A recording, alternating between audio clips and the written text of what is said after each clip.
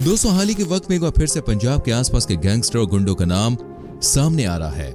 ये सब सिद्धू मूसेवाला के कत्ल के बाद हुआ। इसके बारे में आप भी जानते ही होंगे कि उनके कत्ल के पीछे गोल्डी बरार नाम के एक बहुत ही बड़े गैंगस्टर का हाथ बताया जा रहा है। ऐसे में और एक गैंगस्टर था जिसे सबसे खतरनाक शार्प शूटर कहा जाता था। माना जाता है कि इसके निशाने से कोई भी नहीं बचा था। हम बात कर रहे हैं दोस्तों सूखा खालो की, और आज हम आपको बताएंगे कैसे ये बना था बहुत ही बड़ा गैंगस्टर, और इसकी मौत के बाद इसकी कातिल इसकी ही डेड बॉडी पर कर रहे थे भांगड़ा। तो ये सब जानने के लिए दोस्तों वीडियो में एंड तक हमारे संग बने रहें। अगर आप पहली बार हमारे वीडियो पे आए हैं तो प्लीज चैनल को सब्सक्राइब करके बेल आइकन जरूर प्रेस कीजिएगा, ठीक है। दोस्तों, अपने शुरुआती दिनों में वो आसपास छोटे मोटे झगड़े किया करते थे, लेकिन कुछ भी गंभीर नहीं था। उन्होंने विदेशों में बसने का सपना देखा क्योंकि उनके परिवार का एक सदस्य पहले से ही आउट ऑफ इंडिया था। इसीलिए उनके पूरे परिवार ने आउट ऑफ इंडिया जाकर पैसे कमाने की सोची। उनका परिवार पहले यूएस चला गया। सुक्खा भी विदेश जाने की योजना बना रहे थे। हालांकि जब वो 17 साल का था तो सुक्खा पर किसी ने आरोप लगाया था और उस चीज के वो आरोपी भी नहीं थे, लेकिन पुलिस मसले के कारण वो विदेश नहीं जा पाया और वो भारत में अपने भाई सोनू के साथ रहने लगा, और वो भी कुछ टाइम में फॉरेन जाने की सोच रहा था। और देखा जाए तो इस प्रकार ये नकली पुलिस केस ही एक बड़ा कारण बना कि एक ऐसा बच्चा जो कि विदेश में जाकर पैसे कमाने की सोच रहा था वो आगे चलकर गैंगस्टर बन जाता है। अगर आज देखा जाए तो इनके ऊपर दर्जन से भी ज्यादा केस दर्ज हैं। इन्होंने कई लोगों का मर्डर किया है और ये किसी के ऊपर गोली चलाने से पहले एक बार भी नहीं सोचता, और यही कारण है कि इसे अंडरवर्ल्ड का सबसे बेस्ट शार्प शूटर कहा जाता है।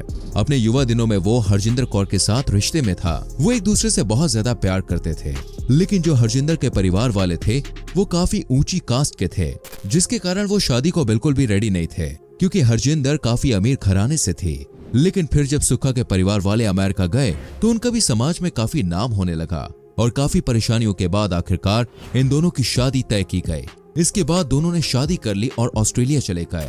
सुक्खा की शादी की तारीख 11 अक्टूबर 2008 है। इसके बाद उसकी पत्नी ऑस्ट्रेलिया चली गई थी। सुक्खा को भी वहां पर जाना था, और कुछ वक्त के बाद जब उसका नाम साफ हुआ तो उसने अपना वीजा बनवाया और वो भी ऑस्ट्रेलिया पहुंच गया। यहाँ पर उसकी पत्नी काम करती थी और सुक्खा घर का काम किया करता था, क्योंकि वहाँ पर उसके पास कोई भी जॉब नहीं थी। धीरे धीरे ये बात उसे खटकने लगी कि उसके घर की औरत काम कर रही है और वो घर पर औरतों वाले काम कर रहा है। इसके चलते दोनों के बीच में झगड़े होने लगे और रिश्ते धीरे धीरे बिखरने लगे।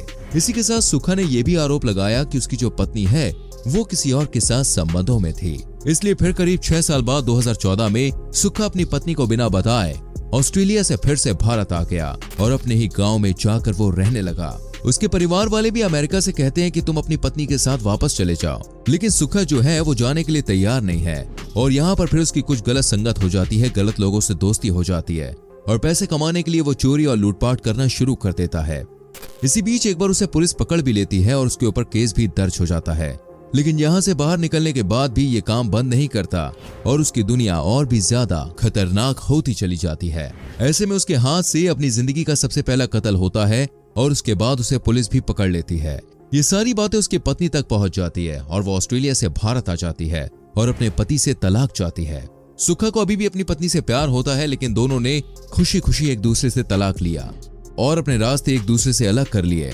इसके बाद उसकी जो पत्नी थी वो वापस ऑस्ट्रेलिया चली जाती है और अब सुक्खा और उसका कोई भी रिश्ता नहीं होता। इसके बाद सुक्खा अपने गांव को छोड़ देता है। जिस मर्डर के लिए वो पकड़ा गया था उस पर ज्यादा सबूत न मिल पाने की वजह से और ऊपर से आए हुए प्रेशर की वजह से इसे छोड़ दिया जाता है, क्योंकि धीरे धीरे अब इसकी पहचान अंडरवर्ल्ड में होने लगती है और ये गैंग का हिस्सा बन जाता है।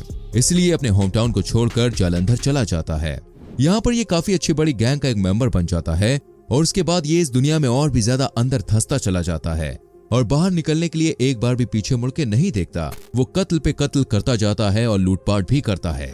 इसके साथ चोरी चकारी भी करता है, जिसकी वजह से ये बहुत ही जल्द मोस्ट वांटेड में से एक बन जाता है। उसके ऊपर ऐसे धीरे धीरे करके 60 से भी ज्यादा केस दोस्तों दर्ज हो जाते हैं और अब पुलिस जो है वो भी उसे ढूंढने के पीछे लगी होती है, लेकिन ये पंजाब में ही पुलिस से यहाँ से वहाँ भागता है। इसके बाद पुलिस को शूट ऑन साइट का भी ऑर्डर दे दिया जाता है, यानी कि अगर इसे पकड़ने को नहीं जम रहा और ये अगर यहाँ से वहाँ भाग रहा है तो ऐसे केस में इस पर गोली भी चलाई जा सकती है।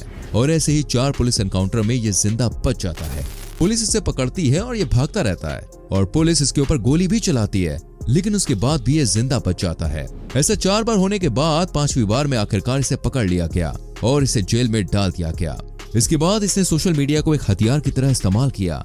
इसने फेसबुक पर 3 अकाउंट बनाए और उस पर ये जेल के अंदर की तस्वीरें और धमकी भरी बातें लोगों के बीच में डालता रहता। इसी के साथ ये भी बताता कि कैसे इसने कितने लोग के कत्ल किए, और कई बार तो ये उसकी वीडियो भी अपने सोशल मीडिया पेज पर डालता। देखते ही देखते कई लोग इसे फॉलो करने लग जाते हैं और लाखों लोगों के लिए ये एक हीरो बन गया। सोचिए, क्रिमिनल को लोग हीरो मानने लगे।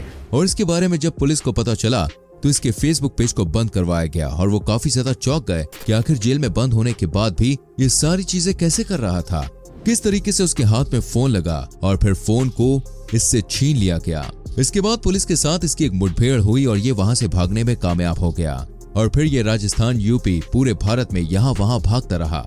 इसी बीच इसकी मुलाकात यूपी के यामीन नाम के गुंडे से हुई जो कि यूपी में मोस्ट वांटेड था, और सुखा भी पुलिस के चुंगल से यहाँ से वहां भाग रहा था। इन दोनों की काफी अच्छी दोस्ती हो जाती है और ये दोनों मिलकर यूपी में लूटपाट करने लगते हैं और लोगों को लूटने लगते हैं।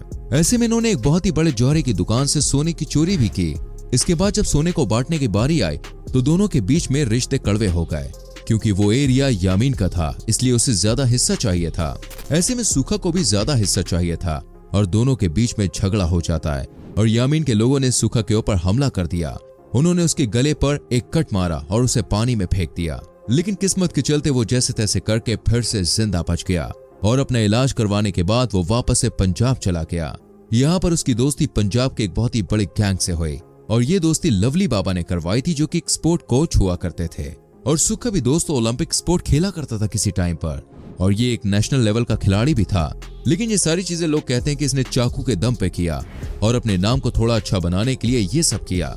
इसके बाद अंडरग्राउंड में दोस्तों इसकी पहचान हो गई थी और इसके बहुत ज्यादा अच्छे दोस्त बन चुके थे। ये वहां पर पहले तो फेमस था, लेकिन बड़े से गैंग का हिस्सा बनने के बाद ये बिल्कुल अनस्टॉपेबल हो गया था। ये पहले जिस काम को करने से पहले 2 बार सोचता था, अब उसी काम को एक खुलेआम करता था। लेकिन धीरे धीरे सुखा जो है वो अपने ही साथियों के लिए काफी ज्यादा टॉक्सिक हो रहा था, क्योंकि वो उनको बात बात पर धमकाता और ऐसा बताता जैसे कि ये सबसे ज्यादा ताकतवर है और उससे ज्यादा कोई भी पावरफुल नहीं है। इसलिए गैंग ने भी सुखा को एलिमिनेट करने की सोची। ऐसे में सुखा ने लवली बाबा का कत्ल कर दिया, जो कि उसके स्पोर्ट कोच हुआ करते थे। इनके बीच कुछ तो गड़बड़ी हुई थी, जिसके चलते सुखा ने इनकी जान ले ली। इसके बाद पुलिस ने इसे पकड़ लिया और इसे सजा देने के लिए एक गवाह की जरूरत थी, और सोनू बाबा नाम का एक आदमी इसके खिलाफ गवाही देने वाला था। लेकिन सुखा ने इसको धमकाया, पर यह लवली बाबा का बहुत ही अच्छा दोस्त था, तो इसने गवाही दे दी। फिर इसे डर था कि कहीं इसे सुखा मार न दे, इसलिए इसने सोचा कि वो इसे मारे इससे पहले उसे ही मार देना चाहिए। लवली बाबा का एक और दोस्त जिसका नाम दोस्तों विकी गाउंडर था, ये भी सुखा का काफी अच्छा दोस्त था, लेकिन पिछले कुछ टाइम में इन दोनों के रिश्ते बिगड़ गए थे और ये भी सुखा को मारना चाहता था। इसलिए सोनू बाबा ने इसको सुखा को मारने की सुपारी दे दी। विकी गाउंडर के लिए ये सोने पर सुहागा था, और जब उसे कोर्ट में पेशी के लिए ले जाया जा रहा था तब पुलिस वैन के सामने एक बहुत ही बड़ी गाड़ी को रोका गया, जिसमें से कई सारे लोग निकले जिनके पास हथियार थे। इसके बाद जो 5-6 पुलिस ऑफिसर गाड़ी में थे उनको बंदूक के नोक पर नीचे उतारा गया और गाड़ी में एक और क्रिमिनल था, उसे भी बाहर निकाला गया। इसके बाद गाड़ी को बंद करके उस पर अंधाधुंध फायरिंग की गई। करीब 7-8 मिनट तक दोस्तों 700 से लेकर 800 से ज्यादा राउंड फायर किए गए। इसके बाद जब उन्हें लगा कि अब खेल खत्म हो गया तो उन्होंने गाड़ी का दरवाजा खोला और सुखा की बॉडी को बाहर निकाला। लोग कहते हैं कि सुखा की बॉडी के अंदर 60 से लेकर 100 गोलियां तक मौजूद थी। सुखा की बॉडी को रोड पर रखकर इन लोगों ने उसके ऊपर भांगड़ा किया और अगले दिन ये बात पूरी न्यूज में फैल गई। अमेरिका में रहने वाली सुखा की फैमिली भी तुरंत ही वापस आ गई और उन्होंने बताया कि 6 महीने पहले सुखा ने एक लेटर लिखा था, जिसमें उसने सब कुछ बताया था कि आगे आने वाले कुछ महीनों में पुलिस कस्टडी के अंदर ही उसकी जान चली जाएगी। उस लेटर में विकी गाउंडर और सोनू बाबा का नाम था और लिखा था कि ये दोनों ही मेरा कत्ल करेंगे, और बिल्कुल वैसा ही हुआ। इसके बाद इन लोगों को भी पकड़ने की कोशिश की गई और इनमें से ज्यादातर लोगों को पकड़ा गया, और इसका जो मास्टरमाइंड था यानी कि विकी गाउंडर, उसे भी 2018 में मार दिया गया एक एनकाउंटर में, और बाकी 6 लोगों को छोड़ दिया गया ये कहकर कि उनके पास जो बंदूक है और सुखा के शरीर में जो गोली मिली है वो दोनों अलग अलग है और ये गोली पुलिस की गोली से मेल खाती है। इसी के साथ पुलिस ने बयान में ये बात कही थी कि 2 लोग एसयूवी में आए थे। इसमें से एक एसयूवी तो मिल गई, लेकिन दूसरी एसयूवी जो थी वो पुलिस ऑफिसर इंद्रजीत के घर मिली। यानी कि ये बस गैंग के बीच की लड़ाई नहीं, बल्कि इसमें पुलिस भी शामिल थी। इसलिए कहते हैं दोस्तों, अगर आप बुराई के रास्ते पे चलेंगे तो उसका रिजल्ट भी आपको बुरा ही मिलेगा। इसलिए अच्छाई का रास्ता पकड़ें और ईमानदारी का जीवन जिएं। वीडियो को लाइक करके शेयर कीजिए और आने वाली वीडियोस को देखने के लिए चैनल को सब्सक्राइब करके बेल आइकन प्रेस कीजिए। मिलते हैं अगली वीडियो में, अपना ख्याल रखिए, बाय बाय।